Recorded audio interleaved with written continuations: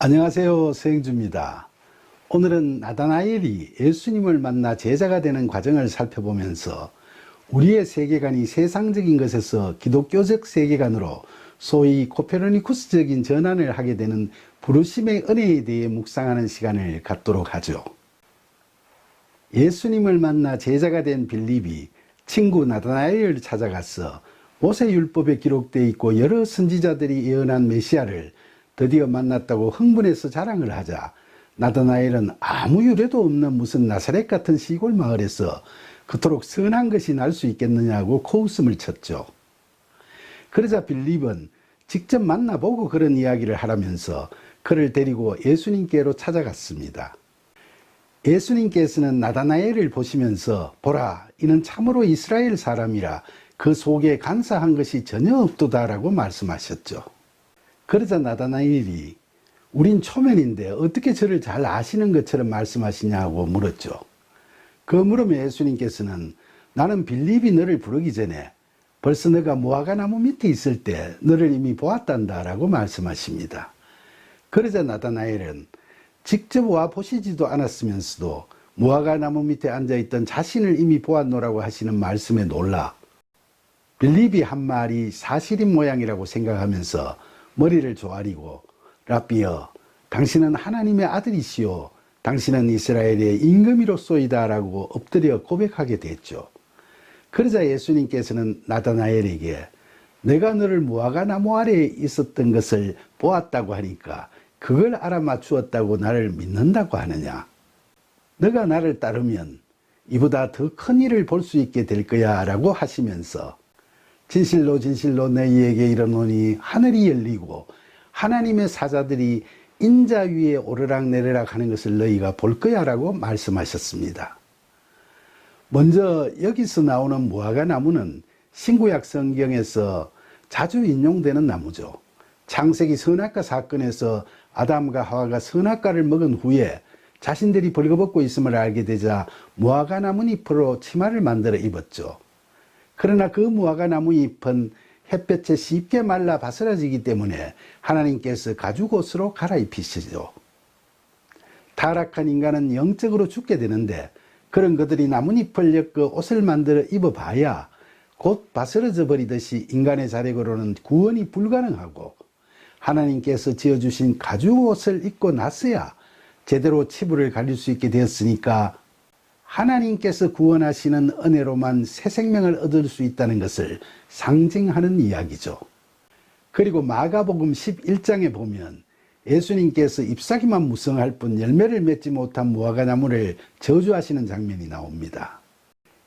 형식적 율법이나 외식적인 종교 행위에만 열중할 뿐 새 생명을 얻을 수 있는 참된 믿음이 없던 자들에 대한 단호한 꾸짖으심을 상징하는 이야기죠. 그러니까 이처럼 신구약 성경에서 나오는 무화과 나무는 생명이나 참된 신앙과 관련된 그런 상징성을 갖고 있다고 할 수 있습니다. 실제로 이스라엘 사람들은 회당이 없는 마을에서는 큰 잎으로 그늘을 만들어주는 생명수인 무화과 나무 아래에서 율법을 공부하거나 묵상하기도 했죠.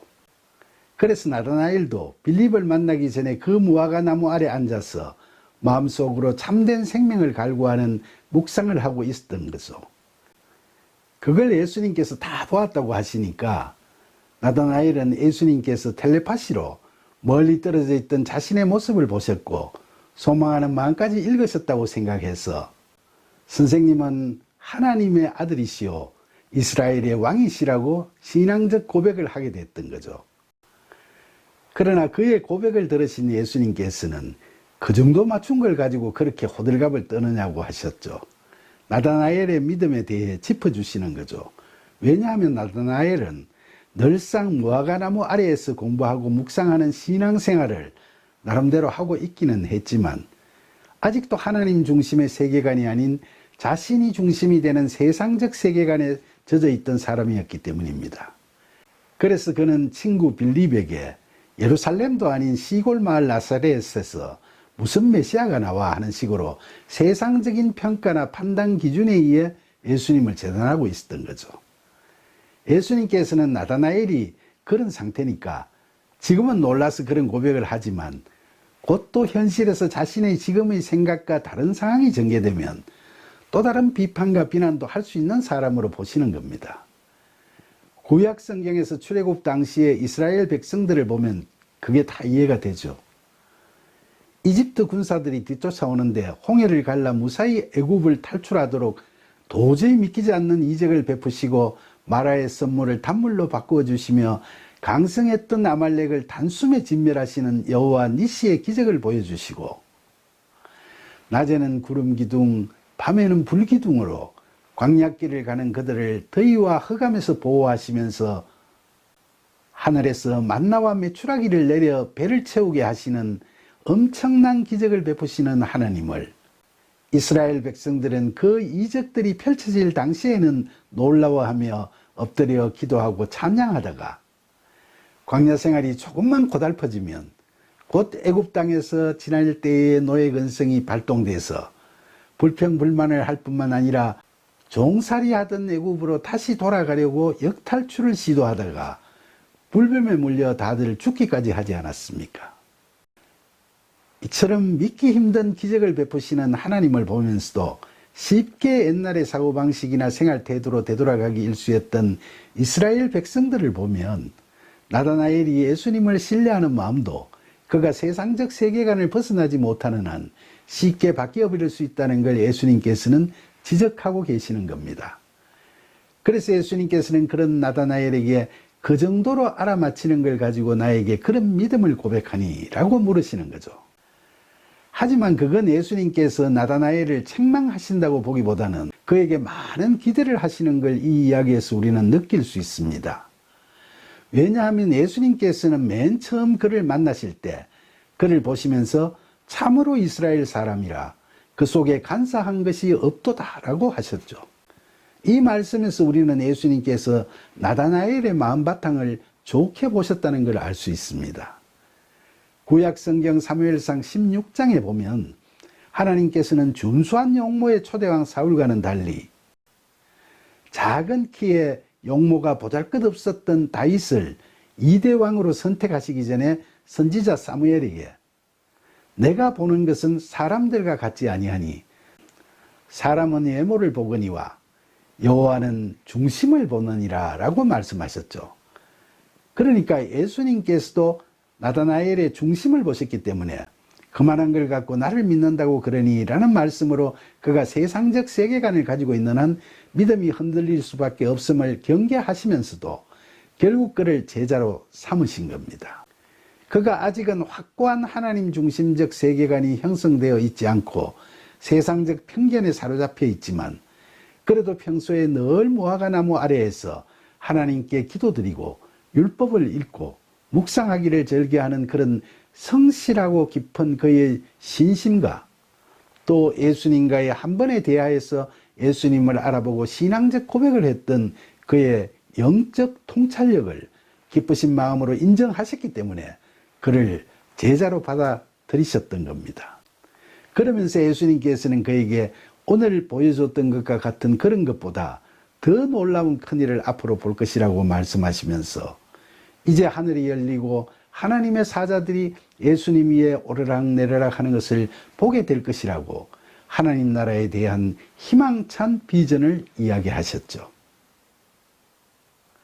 사랑하는 여러분, 이처럼 나다나엘의 중심을 보시는 예수님을 묵상하다 보면 우리는 오늘날 교회를 다니면서 열심히 하는 것 같다가도 갑자기 신경의 변화를 일으켜 교회를 떠나고 하나님으로부터 등을 돌리기까지 하는 중심이 연약한 모습들을 연상하게 됩니다. 오늘날 교회를 다니는 우리들 중에서도 말로는 믿는다고 하면서도 아직까지 세상적 세계관을 벗어나지 못하고 있기에 놀랍거나 감동적인 간증이라도 보거나 듣게 되면 확 믿다가 또 그 기억이 희미해지면 믿음이 흔들리는 그런 사람들을 심심찮게 볼 수 있죠. 사실 우리는 누구나 살아가다 보면 마음이 연약해지고 실족하게 될 수도 있습니다. 따라서 우리가 오늘 이 이야기를 통해서 깨달을 수 있듯이 자기의나 의지, 지식, 능력 같은 자신을 내세우는 모든 것들을 다 내려놓고 하나님의 성령을 우리 안에 가득 채워서 그것이 우리 자신의 중심이 되도록 성령께서 이끌어 주실 것을 구하는 기도가 누구에게나 절실하게 필요하다 하겠습니다. 그런 기도를 통해 성령의 도우심으로 우리의 중심에 하나님을 향한 믿음이 바르게 자리 잡히게 될 때 우리를 부르신 주님께서는 우리를 참된 제자로 삼아주시지 않겠습니까? 이처럼 주님께서는 우리의 중심을 보시는 분이심을 항상 기억하면서 그리스도의 참된 제자의 길을 신실하게 살아가는 저와 여러분이 되기를 간절히 소망하면서 그런 우리를 찾아오셔서 참된 제자가 되도록 이끌어 주시는 예수 그리스도의 이름으로 기도드립니다. 아멘.